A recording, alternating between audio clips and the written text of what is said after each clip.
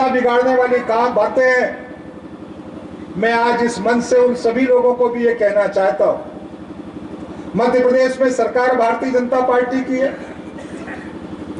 मध्य प्रदेश में अगर सरकार भारतीय जनता पार्टी की है तो फिर सरकार के विषयों में, सरकार के कार्यों में, सरकार के दिशा निर्देशों में, सरकार के कार्यक्रमों में भारतीय जनता पार्टी का समावेश क्यों नहीं होगा। और अगर किसी को यह गलतफहमी है तो आज से उस गलतफहमी को ठीक कर ले। अगर किसी कर्मचारी को इस बात का डर है तो अपने दिमाग से इस बात के भय को मुक्त कर दे। इस तरीके से आंदोलन प्रदर्शन करके दिशा को बिगाड़ने का काम, मूल विषयों से भटकाने का काम, मैं सब लोगों से करबद्ध प्रार्थना करता हूं कि बंद कर दीजिए।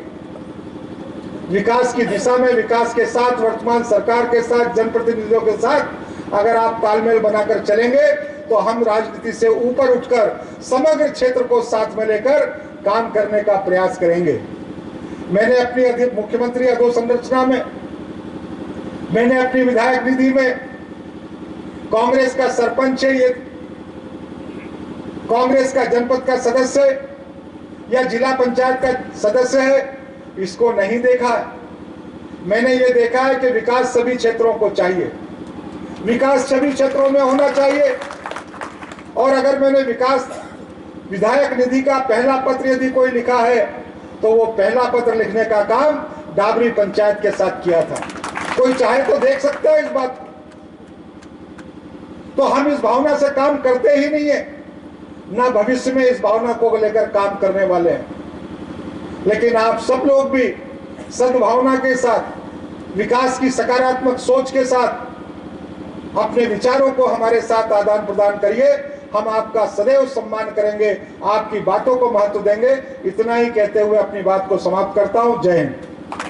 नागदा के एक प्रमुख पेपर ने छापा, इतने दिन हो गए टेंडर के, क्योंकि हमारे ये अधिकारी कर्मचारियों में तो इतना साहस नहीं कि उनको जवाब दे देते। बोले 7 महीने हो गए टेंडर के, अभी तक मंडी का काम चालू नहीं हुआ। दादा 7 महीने हो गए और टेंडर नहीं हो पा रहा था, इसीलिए तो सक्रिय होकर टेंडर करवा पाया। ये बात मुझे पता थी। इस टेंडर के लिए भोपाल तक मुझे प्रयास करना पड़ा ताकि शीघ्र काम को चालू कर सके। इसका टेंडर ही अभी 1.5 से 2 माह पहले हुआ, जिसका आज हम भूमि पूजन करने वाले हैं। और टेंडर होने के बाद वर्क ऑर्डर किया, वर्क ऑर्डर के बाद आज हम इसका भूमि पूजन कर रहे हैं। लेकिन उसको बता दिया गया कि 7 महीने पहले से टेंडर हो गए और बिल्कुल कृषि उपज मंडी समिति और ये पूरा मध्य प्रदेश सरकार और विधायक और सब ऐसे ही, इनको किसी को चिंता ही नहीं है। हमें चिंता है इस क्षेत्र के विकास की। हम लगातार मेहनत करके, प्रयास करके, क्रम से एक के बाद इस क्षेत्र को नई सौगात देने में कोई कोर कसर बाकी नहीं रखेंगे। लेकिन यहां पर काम चालू होता उसके पहले एक जरूरी बात और थी, और वो जरूरी बात ये थी कि यहां पर जो हाई टेंशन लाइन निकल कर जा रही है, जब तक इस लाइन को अलग दूसरी तरफ शिफ्ट नहीं किया जाता, तब तक यहां पर काम को अंजाम देना भी मुश्किल था। और इसलिए सरकार उसके लिए भी राशि स्वीकृत करे, उसका भी वर्क ऑर्डर हो जाए और उसको हटाकर उसके बाद ये हमारा अधोसंरचना का काम प्रारंभ हो जाए, इसकी चिंता भी हमको थी। हमने उसके लिए भी सरकार से प्रयास किया, उसके लिए भी राशि स्वीकृत करवाई और राशि स्वीकृत कराने के साथ उसको भी शिफ्ट करने के काम का वर्क ऑर्डर दिया जा चुका है। वो लाइन भी शिफ्ट होगी और उसके बाद ये अधोसंरचना के काम प्रारंभ होंगे। तो इसलिए उनकी जानकारी के लिए मुझे ये बताना भी जरूरी था। आप सबको नमस्कार, जय हिंद।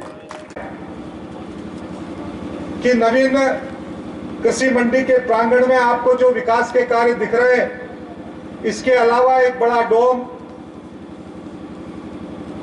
आंतरिक मार्ग, कर्मचारियों के, अधिकारियों के रहने के लिए आवास गृह,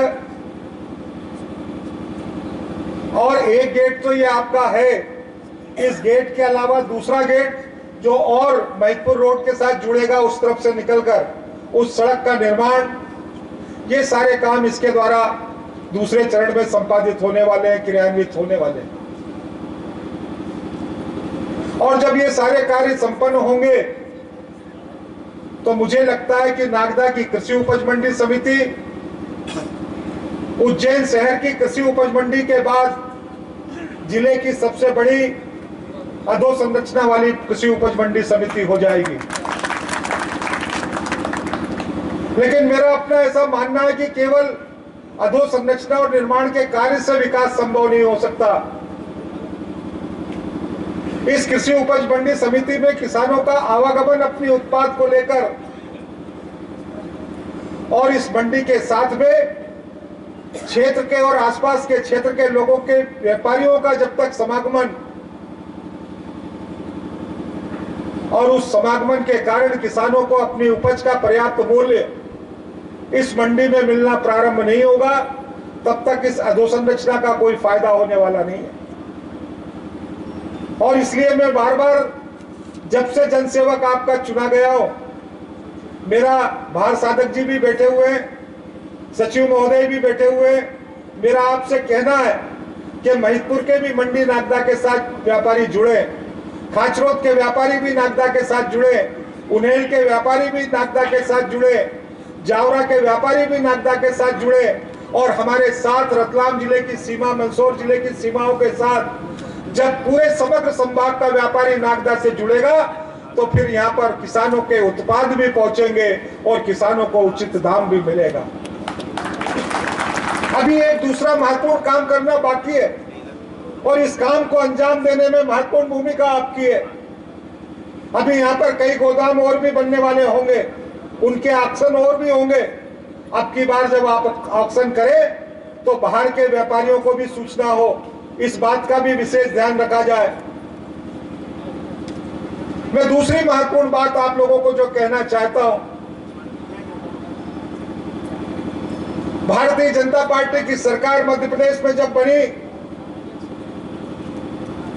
हमने अपने घोषणा पत्र में कहा था कि 2700 रुपए क्विंटल किसानों का गेहूं खरीदेंगे। पिछली बार लोगों ने कहा 2700 का नहीं बिक रहा है, 2700 का नहीं बिक रहा है। हमने किसानों के सामने बात रखी, 5 वर्ष का कार्यकाल है, 2700 बिकने लगेगा। और आज जब मुख्यमंत्री जी ने 2600 रुपए कर दिया तो हमारे मध्य प्रदेश के किसानों के मन में खुशी का जो उत्साह हमको देखने को मिलता है और सरकार के प्रति जो विश्वास देखने को मिलता है कि आज 2600 हुआ है, अगले सत्र में 2700 से ज्यादा बिकेगा। ये अब सरकार की कथनी है, ये सरकार की करनी है। मैं आज आपको इस मंच के माध्यम से एक दूसरी महत्वपूर्ण बात और कहना चाहता हूं। मध्य प्रदेश बनने के बाद और भारतीय जनता पार्टी की सरकार दिल्ली में या मध्य प्रदेश में जब से सत्तारूढ़ है, नागदा खाचरोद ब्लॉक को 8,269 प्रधानमंत्री आवास मिलने का काम पहली बार हुआ है। जब आप सब लोगों के आशीर्वाद से मैं जनसेवक चुना गया, लाल सिंह साहब ने मुझे सबसे पहले बताया कि डॉक्टर साहब 15,000 लोगों की वेटिंग है और अगर इस विधानसभा क्षेत्र में आपन ने इस वेटिंग को खत्म करने का काम कर लिया। अब ये देखने सुनने के लिए, चर्चा के लिए महत्वपूर्ण विषय हो सकता है, लोगों को ध्यान में नहीं आया हो, लेकिन 15,000 लोगों की वेटिंग को समाप्त करने में नागदा खाचरोद विधानसभा में 5,026 आवास मिलना, ये एक बड़ी उपलब्धि है। और मैं इस मंच से माननीय प्रधानमंत्री जी को और प्रदेश के यशस्वी मुख्यमंत्री जी को बहुत सारी बधाई और धन्यवाद देना चाहता हूं, उनके प्रति कृतज्ञता व्यक्त करना चाहता हूं। हम और प्रयास करेंगे आने वाले समय में इस वेटिंग की लिस्ट को भी समाप्त करके, जो माननीय मोदी जी ने फिर से एक बार प्रधानमंत्री आवास के लिए सर्वे का काम प्रारंभ किया है, प्रधानमंत्री आवास के मापदंडों में भी और रियायत देने का काम किया है। इस सर्वे को भी पूरा होने के बाद उन लोगों को भी प्रधानमंत्री आवास देने का काम माननीय मोदी जी के नेतृत्व में करेंगे, माननीय मोहन यादव जी के नेतृत्व में करेंगे। मैं आज लंबी चौड़ी बातचीत करना नहीं चाहता, क्योंकि हमको अगले कार्यक्रम भी साधना है, समय पर वहां पर भी पहुंचना है। विकास कार्यों की बातचीत जब जब हम पहले मिले मैंने किए, आने वाले समय में और भी करेंगे। नागदा खाचरोद क्षेत्र में हमने 1 वर्ष में कौन कौन से काम किए ये भी हम आपको बताने का काम करेंगे। लेकिन आज इस मंच से एक महत्वपूर्ण बात और कहना चाहता हूं। मैं अपने सब पदाधिकारी मित्रों को कहना चाहता हूं,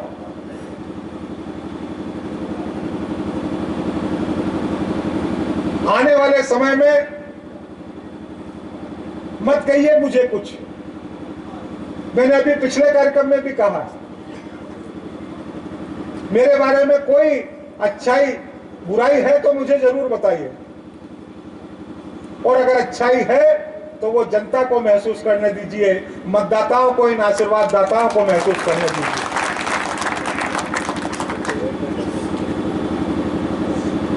और इसलिए अगला कार्यक्रम जब भी हो मेरे इस भाव का सम्मान करेंगे।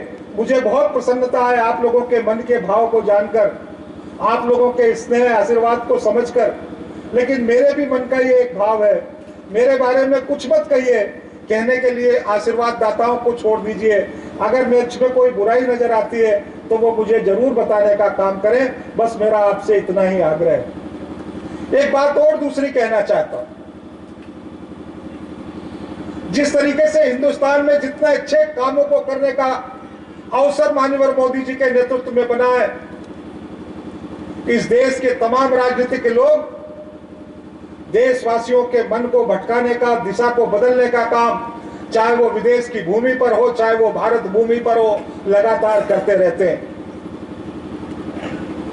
मेरे दुर्भाग्य से यही स्थिति मेरी भी है।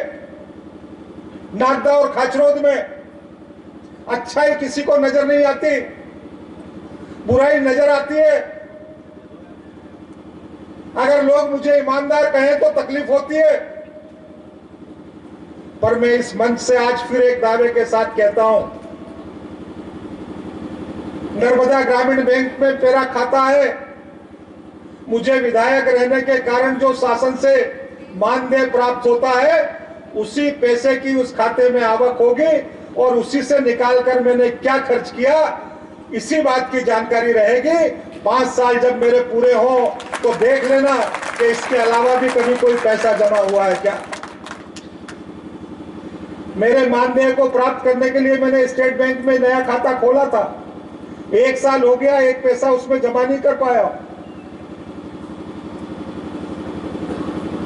मैं चैलेंज के साथ कहना चाहता हूं, अगर मेरे नाम कोई प्लॉट खरीद जाए, मैंने जीप खरीदी है लेकिन लोन से खरीदी है, मेरे पास कल मोटरसाइकिल नहीं थी, पर आज आपके आशीर्वाद से जीप है, लेकिन वो बैंक से लोन लेकर खरीदी है, और यही जीप मेरे पास रहेगी। मैंने कोई प्लॉट नहीं खरीदा, मैंने कोई मकान नहीं खरीदा। मैं फिर आज इस मंच से कहना चाहता हूं कि जब हम किसी दूसरे की तरफ देखते हैं तो 3 उंगलियां हमारी तरफ भी होती हैं, और जिनके खुद के मकान कांच के हुआ करते हैं वो दूसरों पर पत्थर फेंकने की कोशिश मत करिए। मैंने कभी भी दुर्भावनाओं से काम नहीं किया, मैं करना भी नहीं चाहता हूं।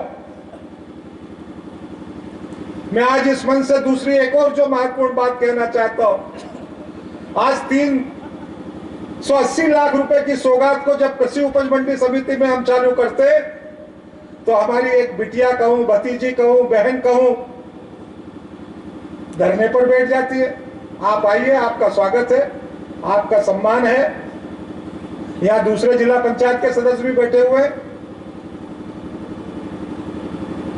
अरे दादा, जिस राजनीतिक दल की, भारतीय जनता पार्टी की सरकार अगर मध्य प्रदेश में है तो भारतीय जनता पार्टी की रीति नीति, उनके कार्यक्रम, उनके घोषणा पत्र, उनकी बातों का गुणगान तो मंच पर होने ही वाला है। इससे कोई कार्यक्रम भारतीय जनता पार्टी का नहीं हो जाता। और मैंने बिटिया को पहले भी समझाया, भतीजी को, बहन को, तो जिस भी संबंध से मेरे साथ संबंध रखना चाहती हो कि बिटिया मुझसे आकर मिलना, मुझसे बात करना, इस क्षेत्र में विकास की दिशा में मेरे साथ मिलकर, मेरे साथ बातचीत करके क्षेत्र की जो तमाम विकास की बातें हो सकती है वो मैं तुम्हारे कहने पर भी मानने वाला हूं, समझने वाला हूं और विकास की राह देने वाला हूं। आज हमारे कई कार्यक्रम हैं। एक कार्यक्रम में दिलीप गुर्जर जी भी अतिथि हैं। खाचरोद नगर के सभी कार्यक्रमों में वो अतिथि हैं।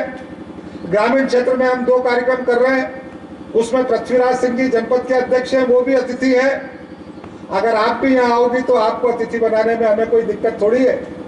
हम बहुत बड़ा दिल लेकर काम करते हैं। आप मिलिए, संपर्क करिए, संवाद करिए, चर्चा करिए। विकास की दिशा में हम कभी भी कोई भी इस तरीके का विषय